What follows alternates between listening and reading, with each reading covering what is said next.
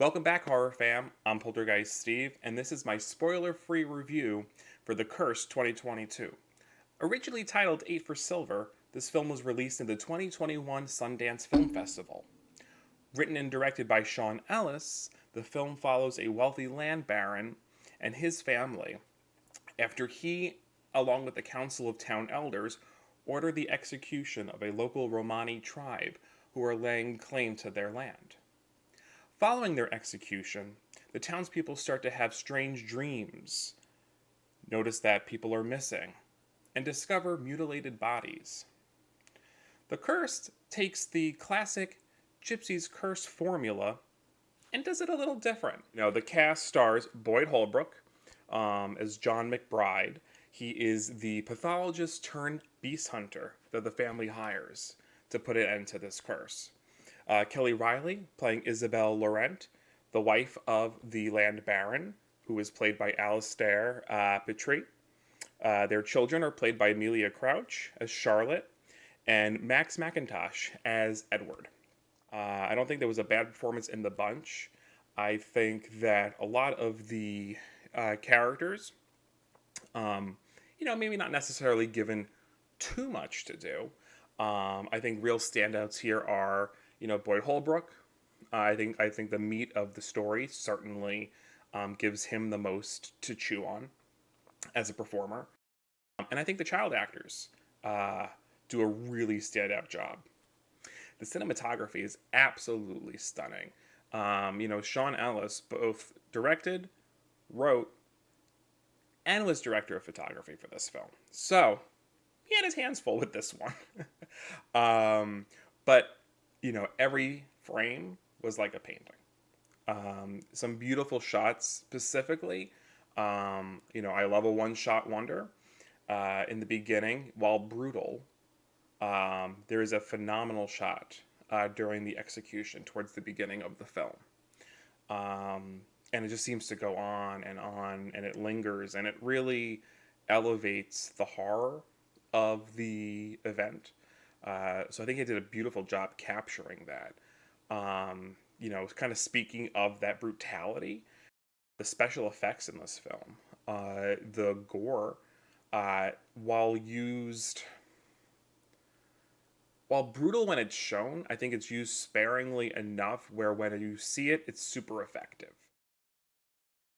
And it's less when the beast attacks in this film, and it's more focused on, I think, a lot of the terror that befalls the Romani tribe. I think is more beautiful, more brutal than most of the beast attacks in this film. And the lot of imagery as well, a lot of religious imagery that I noticed. There was certainly, I don't want to give too many spoilers away, or I don't want to give any spoilers away, but there certainly is some beautiful calls to like Christian baptism in this film, and crucifixion. So this certainly plays a big role in a lot of the imagery that Sean Ellis was exploring. Now, some of the downsides with the special effects, I thought that the CGI used for some of the creatures were a little messy in places. I thought when they used practical effects, but there certainly were practical effects in this film, it really worked. But I think, and the CGI, I think, they showed it sparingly as well, kind of with the gore. I think they used it when they needed to, so it didn't hurt the film as much, I thought. And so I would say special effect wise, I think that was great. The characters, I think that part of maybe the cons of this film, and if I had to guess, Sean Ellis had his hands in the writing, the directing, the shooting. I don't know, if that kind of spread him thin a little bit. The characters were a little bit thin in places. He gave, the pathologist, beast hunter, the most to do. Boyd Holbrook, he had the most, and it really was his movie. It was his arc. There was a little bit more for Alistair to do.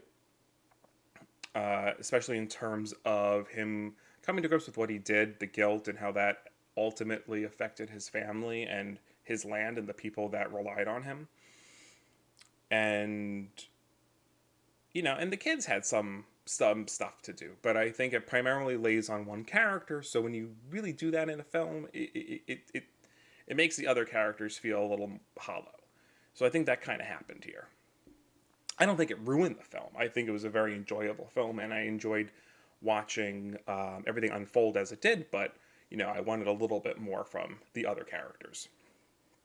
Now the runtime, it hits at about an hour and 51 minutes, which for almost 2 hours, it is a shame that some of the characters feel a little hollow here.